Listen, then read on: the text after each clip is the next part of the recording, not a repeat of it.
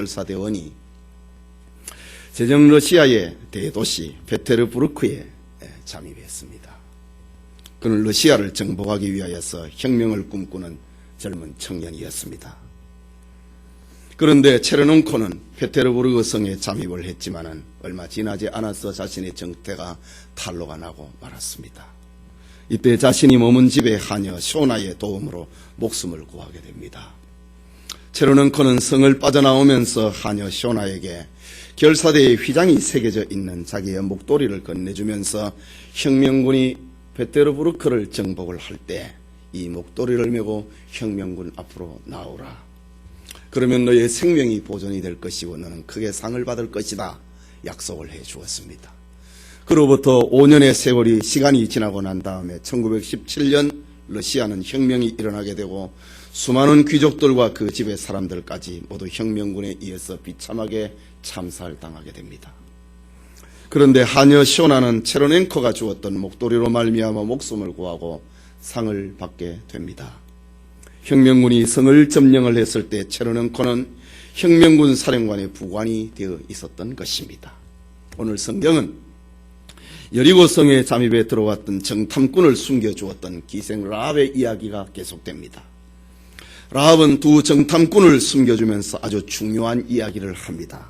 내가 너희를 선대하였은즉 내가 너희를 살려주었은즉 너희도 내 아버지의 집을 선대하여 나의 부모와 남녀 형제와 무릇 그들에게 있는 모든 자를 살려주어 우리 생명을 죽는 데서 건져내기로 이제 여호와로 맹세하라. 내게 진실한 표를 내라. 라합은 이렇게 당당하게 자기 권리를 주장합니다. 그러자 두 정탐꾼은 네가 우리의 이 일을 누설치 아니하면 우리의 생명으로 너희를 대신이라도 할 것이요 여호와께서 우리를 이 땅에 주실 때에 인자하고 진실하게 너를 대우하겠다. 약속합니다. 라합은 한 가지 더 지킬 것이 있는데 우리가 이 땅에 들어올 때 우리를 달아내온 창에 이 붉은 줄을 메고 내 부모와 형제와 내 아비의 가족을 다 집에 모으라. 누구든지 내 집 문을 나서 거리로 가면 그 피가 그의 머리로 돌아갈 것이요 우리는 허물이 없으리라. 그러나 누구든지 너와 함께 집에 있는 자에게 누가 손을 대면 그 피는 우리의 머리로 돌아오려니와 라고 하면서 라합의 책임과 자신들의 의무를 말을 하고 있습니다. 이 말을 들은 라합은 21절에 너희의 말대로 할 것이라 그들을 보내어 가게 하고 붉은 줄을 창문에 매니라 라고 했습니다. 이렇게 목숨을 구했던 두 정탐꾼들은 자신의 진지로 돌아와서 그동안 되어졌던 모든 일들을 여호수아에게 보고합니다. 그리고 정말 그 땅은 하나님이 우리에게 주신 땅이었는데 그 땅의 백성들은 간담이 녹았습니다. 사기가 충천하게 됩니다. 이 시간 붉은 줄의 약속이라고 하는 제목으로 여호수아 강의 5번째 시간에 은혜가 있기를 소원합니다. 붉은 줄의 약속은 그게 3가지 의미를 우리에게 전해주고 있습니다. 그 첫째는 하나님을 믿는 신앙 고백의 상징입니다. 기생 라합의 집에는 사내들이 상시 출입을 했습니다. 그들은 하나같이 주색잡기에 세월을 보내는 사람들이었습니다. 라합은 자신의 집을 출입을 하는 무사내들의 입을 통하여서 이스라엘 사람들이 어떤 민족이고 그들과 함께하는 신이 어떤 신인지에 대해서 얘기 들었습니다. 라합은 아무도 이스라엘의 신 여호와 하나님과 이스라엘 백성들의 일을 방해할 수 없다고 하는 것을 알게 되었습니다. 라합은 이스라엘과 이스라엘의 하나님에 대한 이야기를 듣자 자기도 하나님의 백성이 되고 싶었고 자기도 살고 싶은 충동이 일어났습니다. 그러던 어느 날 석양 무렵에 자신의 집을 찾아온 두 사내를 보았습니다. 조금 후에 여리고 병사들이 이스라엘 정탐꾼들을 잡으려고 쫓아왔습니다. 그런데 라합은 이미 두 사람을 자신의 지붕 위 삼대 속에 숨기고 여리고 군사들을 성 밖으로 추격을 하도록 따돌리게 됩니다. 죽음에서 두 정탐꾼들을 건져준 것입니다. 그리고 라합은 두 정탐꾼에게 자신의 마음을 고백합니다. 나는 여호와께서 너희 하나님 여호와께서 이 땅을 너희에게 주신 줄을 나는 알고 있다. 여리고성의 모든 사람들이 너희를 심히 두려워하고 다 너희 앞에 간담이 놓고 있다. 자기 신앙 고백입니다. 이유는 이스라엘이 애굽에서 나올 때 너희 하나님 여호와께서 너희 앞에 있는 애굽을 멸망을 시켰고 홍해 물을 마르게 하신 일 때문이다. 뿐만 아니라 요단 저편에 있는 아모리 사람의 두 왕 시온과 옥이 너희에게 도전을 하다가 전멸된 사실을 우리가 들었다. 이 일로 인하여서 우리는 너희 하나님이 참된 하나님이고 우리는 너희들 앞에 간담이 놓고 이 땅을 너희에게 준 줄을 나는 알고 있다 라고 합니다. 라합은 두 정탐꾼에게 너희 하나님 여호와는 상천하지의 하나님이다. 너희 하나님은 하늘과 땅의 하나님이여 여호와 같은 신이 없다 라고 자기 신앙을 고백했습니다. 라합의 입에서 나오는 말은 아주 중요하고 아주 구체적이고 아주 분명했습니다. 그는 이스라엘의 하나님의 이름을 여호와라고 연속적으로 말을 합니다. 정말 분명한 역사의식을 가지고 있는 여인이었고 하나님 앞에 살고 싶어하는 자신의 신앙 고백을 담고 있는 그의 표현이었습니다. 당시의 가나안 사람들은 이스라엘의 하나님이 자신들을 멸망시킨다고 하는 두려움과 공포의 대상으로 알았습니다. 그러면서도 저들은 하나님 앞에 복종하기를 거절했습니다. 하나님의 백성이 되고자 하는 이가 아무도 없었습니다. 오히려 저들은 성문을 걸어 잠그고 애굽의 바로왕처럼 하나님의 이름을 모독을 하고 하나님 앞에 저항했습니다. 그러나 라합은 전능하고 위대하신 하나님 앞에 은혜를 구하고 있습니다. 하나님의 은혜의 그늘 아래서 자신도 살고 싶다고 했습니다. 지금까지 라합은 세속의 도시 여리고 부도덕한 도시 여리고 우상의 도시 여리고에 살았습니다. 하지만 그는 하나님의 능력과 하나님의 하시는 일을 듣는 동안에 그 일을 듣는 순간에 살고 싶었고 그도 하나님의 백성이 되고 싶었던 것입니다. 마치 삭개오가 예수님의 소문을 듣자 그가 여리고로 들어오신다고 하는 소문을 듣자 그를 보기 위하여 그의 은혜를 입기 위하여 뽕나무 위에 올라간 것과 같습니다. 소경 거지 바디메오가 예수님이 지나가신다고 하는 소문을 듣고 다윗의 자손 예수여 나를 불쌍히 여기소서라고 소리를 쳤던 장면과 오늘 이 기생 라합의 모습이 비슷합니다. 라합은 하나님을 대적한다는 것은 멸망을 자초하는 일임을 그는 알았습니다. 이스라엘의 하나님은 가나안의 모든 신들을 뭉쳐도 당해낼 수 없는 위대한 하나님이라고 하는 사실, 상천하지하는 땅의 하나님이요 하늘의 하나님이라고 하는 사실을 그는 알았습니다. 라합은 이스라엘의 하나님만이 참신이라고 하는 것을 그는 알았습니다. 너희의 하나님 여호와는 상천하지의 하나님이시라. 하나님과 같은 이가 없다라고 했습니다. 만일 라합에게 이런 믿음이 없었다면은, 이런 신앙 고백이 없었다면은 그는 이스라엘의 정탐꾼들을 숨겨둘 이유가 없었을 것입니다. 그를 숨겨주고 난 다음에 그의 마음이 변했다면은 정탐꾼을 보호하기 위하여 자신의 입을 끝까지 지켜야 될 이유도 없었을 것입니다. 그리고 정탐꾼들이 창에 붉은 줄을 매라고 하는 약속도 지키지를 않았을 것입니다. 그런데 오늘 성경 21절에 그들을 보내어 가게 하고 붉은 줄을 창문에 매니라, 이런 장면을 볼 때에 기생 라합의 이런 모습은 창문에다가 붉은 줄을 매다는 이것은 그의 하나님을 향한 신앙 고백이었습니다. 여러분, 오늘 우리가 살고 있는 이 세상은 바로 여리고 성을 바로 오늘 우리가 살고 있는 도시에다가 비유하고 있습니다. 이 세상은 죄악이 관영하여서 멸망할 수밖에 없는 여리고와 같은 곳입니다. 이런 세상에 예수 그리스도를 통한 사랑과 구원의 메시지가 우리에게 증거되었습니다. 그러나 대부분의 사람들은 저 여리고 사람들이 그랬던 것처럼 성문을, 마음의 문을 걸어 잠그고 있습니다. 오히려 예수 그리스도를 멸시를 하고 저항합니다. 하나님의 말씀을 의심을 하고 그를 믿으면 구원에 이른다고 하는 사실을 비웃습니다. 어리석게 생각을 합니다. 현대의 과학과 이성으로 하나님과 그의 복음을 오히려 공격하려고 합니다. 여리고 성에 살고 있던 사람들처럼 말입니다. 그러나 멸망의 도시 여리고에는 하나님을 믿는 구원받기로 작정된 사람이 있습니다.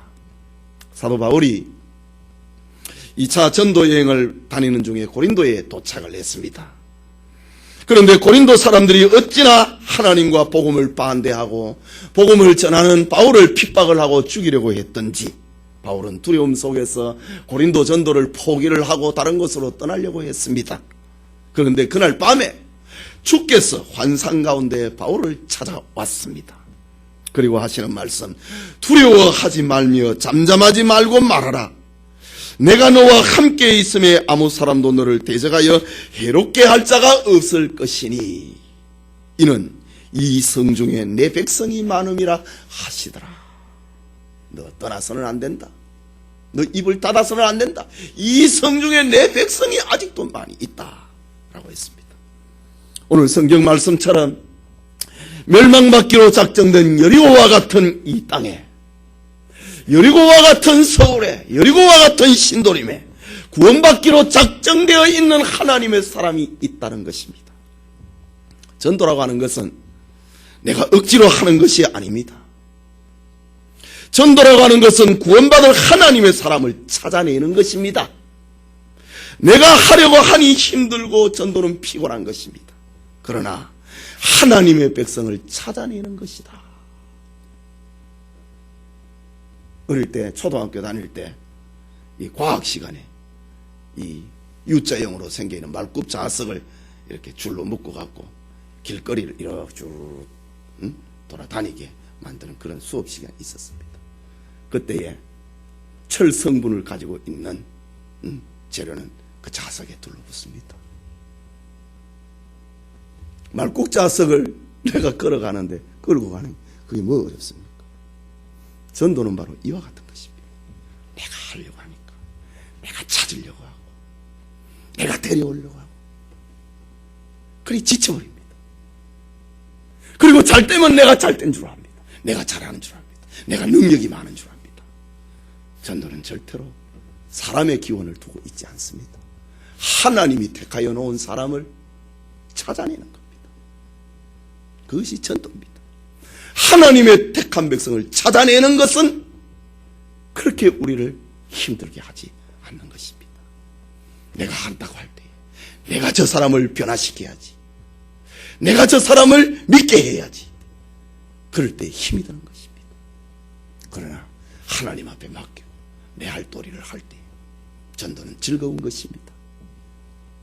그 자석에 철분이 붙는 것처럼 내가 복음을 전하고 전도제를 나누어 줄 때 하나님의 택한 사람은 거기에 들러붙게 되는 것입니다. 전도하다 보면은 라합과 같은 사람을 만나게 되는 것입니다. 이것이 전도입니다. 여러분, 우리 자신이 라합과 같은 생생한 신앙 고백을 하고 이런 고백을 하는 자를 찾아내는 은혜가 있기를 소원합니다. 둘째로, 붉은 줄의 약속은 하나님 앞에 한 맹세를 지키는 약속의 상징입니다. 구약 성경에서는 맹세를 할 때 흔히 이런 표현이 나옵니다. 만일 네가 뭐뭐 하면 나는 이렇게 하겠다. 이 조건 형태의 약속입니다. 그리고 그 맹세의 보증으로 여호와의 이름을 사용을 합니다. 내가 하나님 앞에 이렇게 하겠다. 오늘 성경 말씀에도 하나님 앞에 당신들이 약속해라. 정탐꾼은 네가 이렇게 하면은 나도 이렇게 하겠다. 하나님 앞에 내가 맹세한다 라고 합니다. 이것은 약속을 어길 때 그 약속을 어긴 자가 하나님의 간섭을 받게 될 것이고, 그 약속을 어긴 자는 하나님의 벌을 받게 될 것이라고 하는 증표로서 하나님의 이름으로 약속을 했습니다. 그래서 예수님 시대에는 이 약속이 너무 남발이 되니까 하나님의 이름으로 약속하지 말라고까지 예수님은 말씀하셨지요. 오늘 본문의 라합은 자신의 신앙 고백을 하고 난 다음에 두 정탐꾼에게 중대한 약속을 청하고 있습니다. 12절 말씀에 내가 너희를 선대하였은즉 너희도 내 아버지의 집을 선대하여 나의 부모와 남녀 형제와 무릇 그들에게 있는 모든 자를 살려주어 우리의 생명을 죽는 데서 건져내기로 이제 여호와로 맹세하고 그 진실한 표를 내라 약속했습니다. 요구했습니다. 이것은 하나님 앞에서 라합이 두 정탐꾼을 향한 요구입니다. 특별히 본문은 라합은 두 정탐꾼들에게 당신의 하나님 여호와의 이름으로 맹세하고 그 증표를 나에게 내놓으라 라고 합니다. 라합은 이렇게도 간절했고 라합은 이렇게도 당당했습니다. 나도 생명을 내어놓고 너희들을 구했다. 너희도 생명을 내어놓고 나와 우리 아버지의 집을 구해내라. 생명과 생명을 서로 바꾸는 이런 약속이 지금 라합과 두 정탐꾼 사이에서 벌어졌습니다. 이때의 두 정탐꾼은 14절에 네가 우리의 이 일을 누설치 아니하면 네가 이렇게 하면은 우리도 이래 하겠다. 누설치 아니하면 우리의 생명으로 너희를 대신이라도 할 것이요 여호와께서 우리에게 이 땅을 주실 때에는 인자하고 진실하게 너를 대우하겠다. 라합이 나와 내 아버지의 집을 살려낼 것을 하나님 앞에 약속해라. 나는 생명을 지금 걸었다. 그리고 그 증표를 내놓아라. 이런 라합의 요구 앞에 두 정탐꾼도 이야기를 합니다. 너도 우리의 이 일을 누설치 아니하면 우리의 생명이라도 너희 집을 대신해서 지키고 그리고 하나님께서 우리에게 이 땅을 주실 때에 우리가 너에게 진실과 인자로 대우하겠다. 약속이 맺어졌습니다. 라합과 두 정탐꾼은 분명하고 확실한 약속을 맺었습니다. 하나님의 이름으로 약속을 맺었습니다. 그 약속의 상징으로 라합에게 두 정탐꾼이 요구합니다. 창문에 붉은 줄을 매달아라. 수많은 여리고성의 집들 가운데 우리가 혹시 너 집을 알지 못하고 너의 집을 멸망시킬까 어떻게 하느냐. 붉은 줄을 너희 집 창문에 내달았어. 너가 우리와 약속한 그 집이라고 하는 것을 표시해 두어라 라고 했습니다. 이러한 생명의 약속이 끝이 나자 라합은 이스라엘의 두 정탐꾼들을 여리고 성 밖을 향하여 자기 집 창문에서 내려 달았습니다. 그날 이후에 라합은 여리고 성벽의 한 창가에 약속의 증표로 붉은 줄을 매달았습니다. 라합은 그들과 약속한 대로 정탐꾼들에 대한 이야기를 그 누구에게도 말하지 않았습니다. 그는 약속을 확실하게 지켰습니다. 그는 하나님을 믿는 신앙을 정탐꾼에 대한 것을 누설하지 않는 것으로 자기 믿음을 나타냈습니다. 그는 이스라엘 백성들은 아니었지만은 하나님 앞에 한 약속을 끝까지 지켰습니다. 하나님의 사람은 이렇게 라합처럼 다른 사람들에게 신실해야 되고 결코 신뢰를 배반해서는 안 되는 것입니다. 행함과 진실함을 통하여서 내가 내 믿음이 참되다는 것을 나타내야 하는 것입니다. 여러분, 믿음이라고 하는 것이 무엇입니까? 그래서 바울은 네 마음으로 믿어 의에 이르고 네 입으로 신해서 구원에 이른다 라고 했습니다. 마음으로 믿는 건 눈에 보이는 것이 아닙니다. 입으로 신하는 것은 눈에 보이는 것입니다. 입으로 얘기하는 거 나 누구든지 다 할 수 있는데 어떤 형편에서 할 수 있는지, 그러나 로마서의 기록의 배경은 당시 황제 숭배가 성행을 하던 시대에 입으로 예수를 시인하면 죽는 겁니다. 입으로 예수님을 시인함을 통하여서 내 마음에 믿고 있는 이것이 진실하다고 하는 걸 나타냈다 이거지. 오늘 기생 라합도 내가 하나님을 믿는다. 나는 하나님의 백성이 정말 살고 되고 싶다. 그리고 나와 내 모든 가족도 하나님의 그늘 아래 머물고 싶다.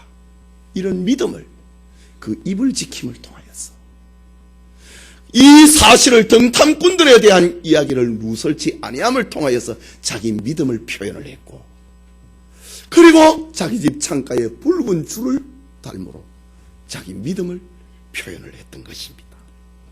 성도님, 오늘의 사람들은, 오늘의 성도들은 이스라엘 백성들을 숨겨주어야지 하면서 행동하지 않습니다.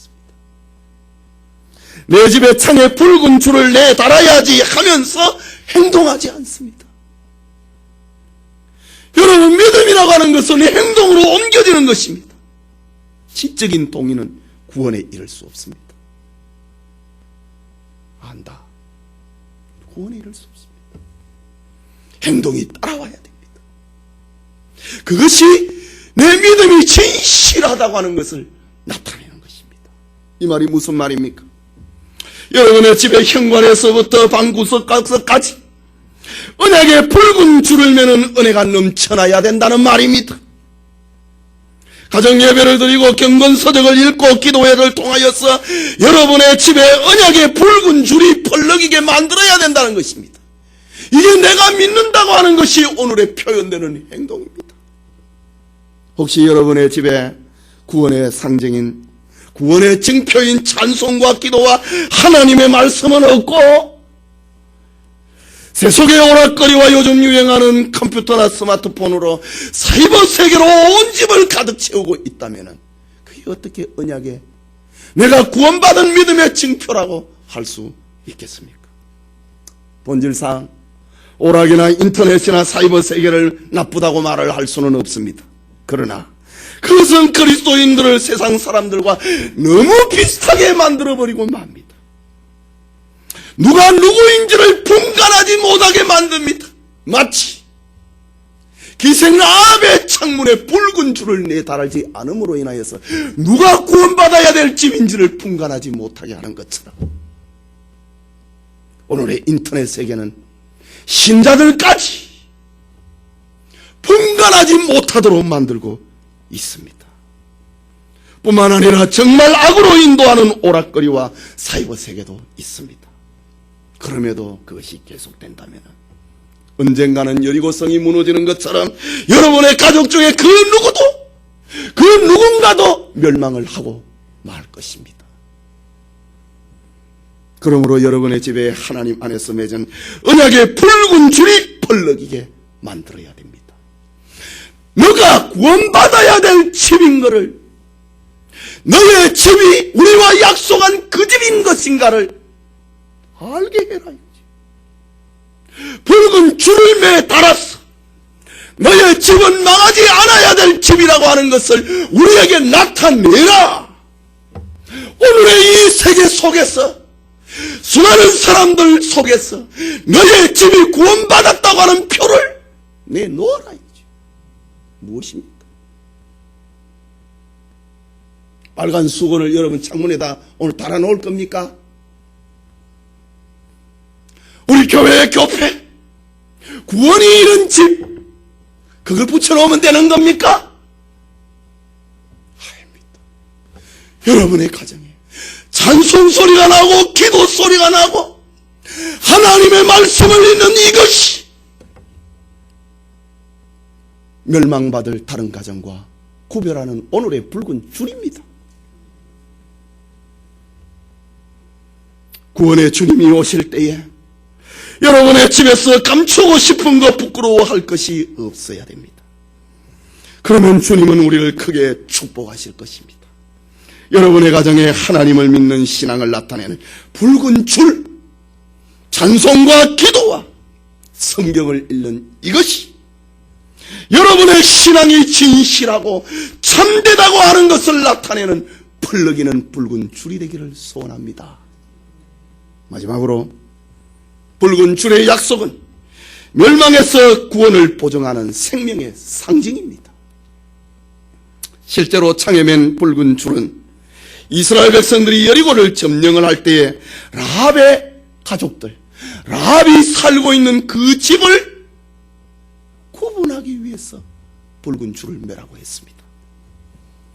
이 붉은 줄이 걸린 집안에 있는 모든 사람들은 반드시 구원받아야 될 사람이라고 하는 말입니다.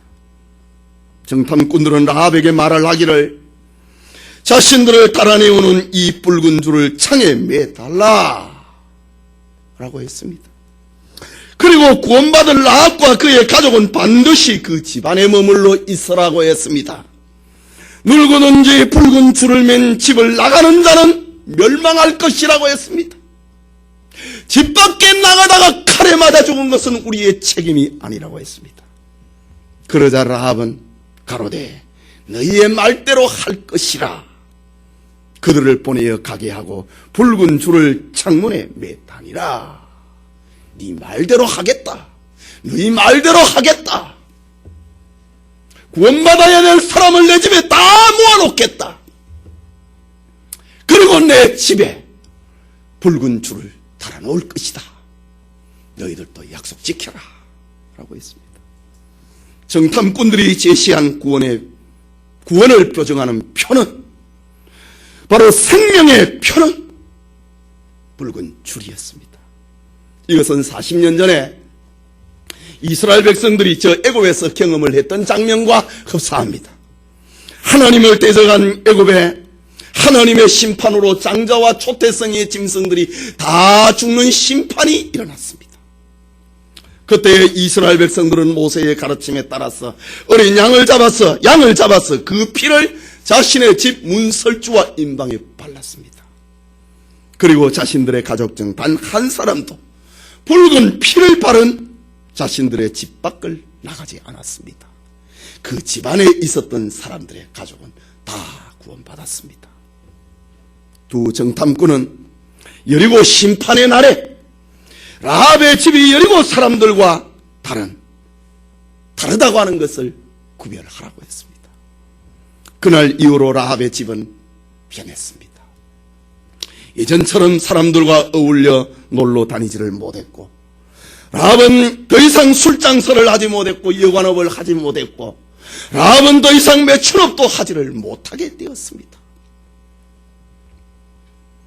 그리고 세상 사람들과 친하게 지낼 수도 없었습니다. 그렇지 않겠습니까? 언제 공격이 올지 모르는데 이것은 라합과 그의 가족들에게 얼마나 큰 고통이 되었을지도 모릅니다. 그러나 성도들은 라합처럼 구원과 관계되는 일에 우선해야 됩니다. 사람들은 죽을 때가 멀었다고 생각하기 때문에 구원과 관계되는 일에 대해서 등한시합니다. 뒤로 미룹니다. 그러나 구원과 관계되는 일을 차차 하겠다고 생각했다가 혹시라도 하나님의 그 때를 놓치면 어떡하겠습니까?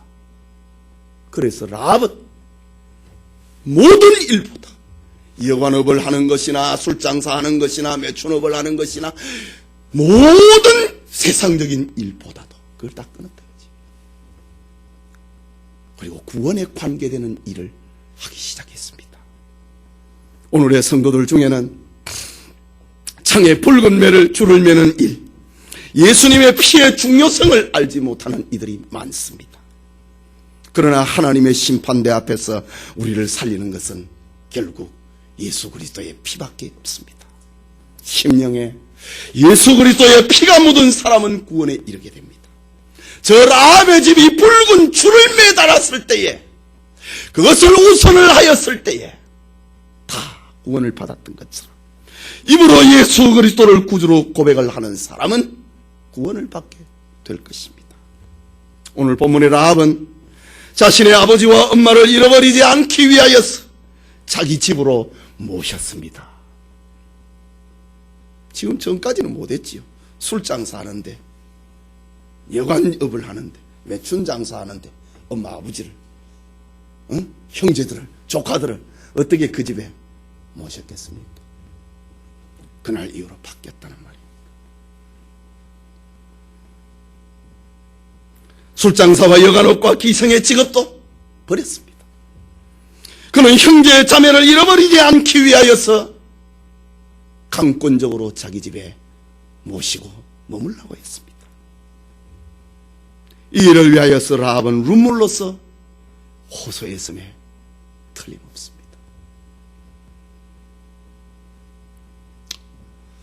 제가 17살에 예수님을 믿고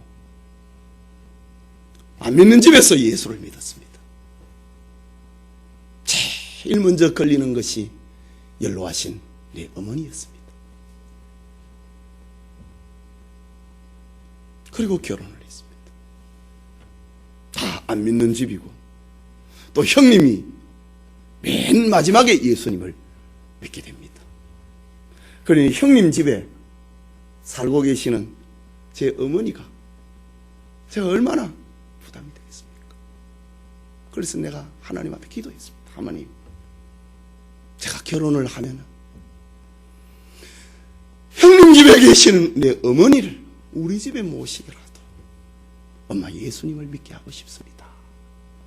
그것이 젊은 날의 제 기도였습니다. 자연히 안 믿는 문화 속에서 생활 속에 살게 되면 믿음이 안 자라지 않습니까? 그래도 목사집에서 사시면 우리 믿음이, 엄마 믿음이 그래도 자랄까 싶어서 제 마음은 그런 기도가 있었습니다. 물론 제 어머니의 의지를 제가 꺾지를 못했습니다. 내가 왜 너희 집에 사느냐 이지. 우리 연세 드신 할머니들의 고집이 있잖아요. 죽어도 장남집에 살아야 된다고 하는 거, 죽어야 된다고 하는 거 있거든요. 물론 이제 나중에 어머님이 예수님을 믿었습니다. 라합은 자기가 하나님을 믿었습니다. 자기가 하나님의 백성 되기로 작정을 했습니다. 그리고 두 정탐꾼과 약속을 맺었습니다. 내가 너를 살려준 것처럼 너희들도 나와 네 집을 살려내라. 두 정탐꾼은 네가 만약에 이 일을 누설치 아니하면 우리의 생명이라도 너희를 대신할 것이다. 그러나 누설하면 너의 생명에 대해서는 우리 책임 못 진다. 그리고 또 하나, 구원받아야 될 너의 형제가 있느냐, 너 가족들이 있느냐, 부모가 있느냐, 다 너희 집으로 모시라. 집 밖에 나가는 사람에 대해서는 우리가 책임질 수 없다. 기생 라합은 그날 이후로 자신의 인생관이 바뀌었습니다. 그렇게 긴 시간은 아니었지만 자신이 살아가고 있는 목적이 바뀌었습니다. 이제 이후로 라합의 삶은 구원에 관계되는 일에 집중을 하고 우선을 하게 되었습니다. 라합은 형제 자매를 잃어버리지 않기 위하여서, 자기 집에 머물라고 말하게 하기 위하여서 라합은 눈물로 호소했음에 틀림이 없습니다. 우리 집이 넓은데 왜 너희 집에 가야 되느냐? 부모 형제들이 안 그랬겠습니까?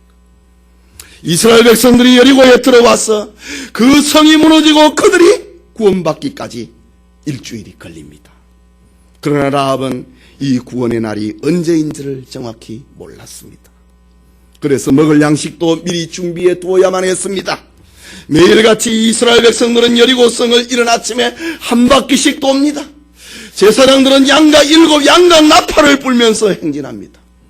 특별한 제사장들은 여호와의 언약궤를 메고 그 뒤를 따라갑니다. 백성들은 한 말도 하지 아니하고 그 뒤를 따릅니다. 여리고 사람들이 볼 때에 정말 어리석은 행진을 하고 있지 않는가 비웃었습니다. 철옹성과 같은 여리고성 사람들이, 저 이스라엘 사람들 좀 보래. 우리를 공격하기 위해서 무슨 작전 회의를 하고 작전 계획을 세우는 것이 아니라 저 성을 빙빙 돌고 있는 것 보래. 비웃었습니다. 그 날들이 길고 따분해지고 지루해지자 라합의 부모와 형제 자매 그리고 영문도 모르는 조카들은 집 밖에 나가려고 몸부림했을 것입니다. 이때 라합은 아마도 눈물로 애원했을 것입니다. 집안에 있어야만 구원을 받을 수 있다고 말입니다. 라합은 정말 멸망의 도시 여리고에서 구원을 보증을 받아 자신의 가족을 살리기 위하여서 온 힘을 다하였습니다. 라합은 지난날 세상에 팔려서 기생이 되었지만은 이제는 하나님을 믿고 자신의 가족을 구원하기 위하여서 온 힘을, 목적을 기울였음에 틀림없습니다. 여호수아와 이스라엘 백성들은 여리고 성을 돌면서 굳게 닫힌 성문과 성벽을 쳐다보았을 것입니다. 그리고 여리고 성이 무너지는 날에 반드시 구원해내야 할 라합의 집에 걸려있는 붉은 줄도 저들은 보았을 것입니다. 이래 되는 날 그들은 7바퀴를 돌았고 제사장들은 긴 나팔 소리와 함께 백성들의 함성이 터져나왔습니다. 그러자 굳게 닫힌 여리고성이 무너지기 시작했습니다.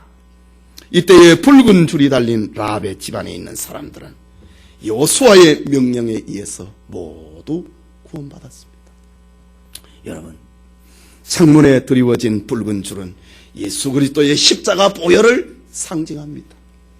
뿐만 아니라 창에 달려있는 붉은 줄이 달려있는 그 집은 주님의 피로 세운 교회를 상징합니다. 그러나 세속의 도시 여리고성 사람들은 이 붉은 줄의 사연을 아는 자가 없었습니다. 구원을 보증을 하는 예수 그리스도의 십자가 아래로 피하지 못한 자들은 다 망하고 말았습니다. 그렇다면 여러분의 부모와 형제 자매들이 이 구원의 집안에 거할 수 있도록 해야 하는 것입니다. 붉은 줄을 맨 집의 사람들만이 멸망해서 구원받을 수 있기 때문입니다. 성도 여러분, 하나님께서 두 정탐꾼을 여리고에 보낸 것은 아무도 알지 못하는 가운데 하나님 믿음을 가진 사람 기생 라합과 그 집을 구원하기 위함이었습니다.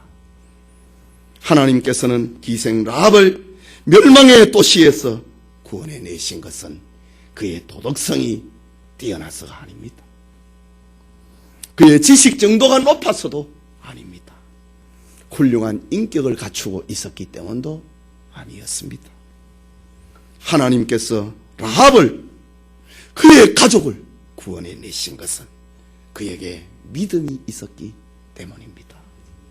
정탐꾼들을 평안하게 돌아가게 하고 자신의 입을 지키고 그리고 자기 집의 창문에 붉은 줄을 매다는 이 행함, 그것이 믿음이었습니다. 자신의 믿음이 진실하다고 하는 것을 나타내기 위해서 이 일을 누설치 아니했고 창에 붉은 줄을 메었고 자기 가족들을 다 집안에서 밖으로 못 나가게 했습니다. 이런 행위가 바로 보이지 않는 믿음의 모습이었습니다. 요한일서 5장 4절에는 세상을 이긴 이김은 이것이니 우리의 믿음이라. 여러분, 믿음이 세상을 이긴다 라고 했습니다. 라합과 같은 이런 믿음, 하나님을 향한 신앙 고백, 약속을 끝까지 지키고 이 일을 누설지 아니하는 그의 행위, 그리고 자기 집벽에 창가에 붉은 줄을 내매달고 자기의 온 가족들을 집 밖으로 못 나가게 하는 것, 이것이 보이지 않는 믿음이 보이도록 한 것입니다. 믿음은 안 보이는데 믿음이 보이도록 한 것이 라합의 이런 모습이었습니다. 라합은 왕명을 거슬리고 자기에게 찾아온 관원들을 속였습니다. 그러나 이 속임은 사람들의 말을 들어야 옳은지 하나님의 말을 들어야 옳은지의 기로에 써서 참 하나님의 믿음을 보여주고 있는 사건이었습니다. 윤리적으로 기생 라합이 거짓말을 했으니까 우리의 거짓말도 합리화시켜서는 안 되는 겁니다. 기생 라합의 이 거짓말은 믿음이었습니다. 믿음이었습니다. 내가 여리고 사람들의 편에 설 것인가, 아니면 하나님의 편에 설 것인가, 그 믿음이 거짓말로 나타났습니다. 여러분의 거짓말이 믿음으로 하는 것인가를 생각해 보시길 바랍니다. 믿음으로 하는 것이라면 거짓말 괜찮습니다. 그러나 그렇지 못한 경우가 많지요. 이런 믿음을 영감해 사도들은 라합을 칭찬하고 있습니다. 야고보서 2장 25절에 또 이와 같이 기생 라합이 사자들을 접대하여 다른 길로 가게 할 때에 행함으로 의롭다 하심을 받은 것이 아니냐. 행함으로 구원받는다는 말이 아닙니다. 보이지 않는 믿음을, 그게 진짜라고 하는 것을 행동을 통해서 나타냈다 이 말입니다. 히브리서 11장 31절에 믿음으로 기생 라합은 정탐꾼을 평안히 영접하였으므로 순종치 아니한 자와 함께 멸망치 아니하였도다. 라합의 거짓말을 하고 약속을 지키고 붉은 줄을 매타는 이런 모습들이, 이런 행동들이 다 믿음이었다. 보이지 않는 믿음을 보이도록 만드는 것이었다 라고 히브리서 저자는 그렇게 기록을 합니다. 라합의 믿음은 오늘 성도들에게 참으로 힘찬 도전을 주고 있습니다.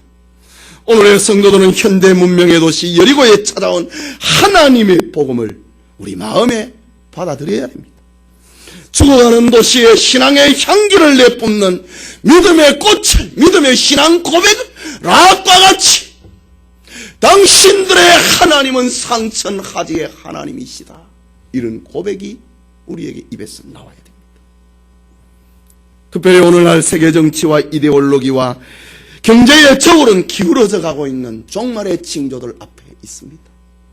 여러분, 요즘 벌어지고 있는 저 중동의 문제를 어떻게 해결할 것입니까?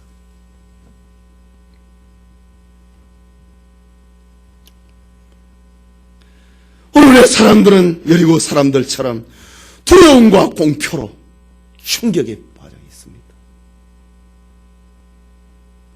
10사람이 도둑 하나를 지키지 못하는 것처럼 저 극단적인 저 IS 단체를 어떻게 다 그 실을 말릴 수 있겠습니까? 두려움과 공포 속에 빠져 있습니다. 우리나라에도 테러가 일어나는 거 아닙니까? 그러면서도 여리고 사람들처럼 마음의 문을, 하나님을 향하여 마음의 문을 열지 않습니다. 그러나 명심해야 될 것은 멸망의 성 여리고와 같은 세상에서 우리는 분명한 신앙 고백의 표를 가져야 됩니다. 하나님의 계명과 예수 믿음을 지키는 언약의 표를 가져야 됩니다. 구원을 보증을 하는 예수 그리스도의 십자가의 표를 우리는 가져야 됩니다. 역사를 바르게 인식을 하고 분별력을 가지고, 세계 역사의 중심은 구속사고, 구속사의 중심은 예수 그리스도고, 예수 그리스도의 구속운동은 교회를 통하여 나타나고, 교회운동은 전도와 설교운동을 통하여서 나타난다고 하는 바른 분명한 역사의식을 우리는 가져야 되는 것입니다. 교회가 이 세상의 알갱이다 라는 것 말입니다. 여러분, 여러분의 마음의 창에, 여러분의 가정의 창에 붉은 줄의 약속을 가지시길 바랍니다. 분명한 신앙 고백과 믿음은 예수님 재림의 나라에 인자하고 진실하게 여러분들을 대우할 것입니다. 확실한 구원의 표가 될 것입니다. 우리 모두에게 이 축복 함께 하시길 소원합니다.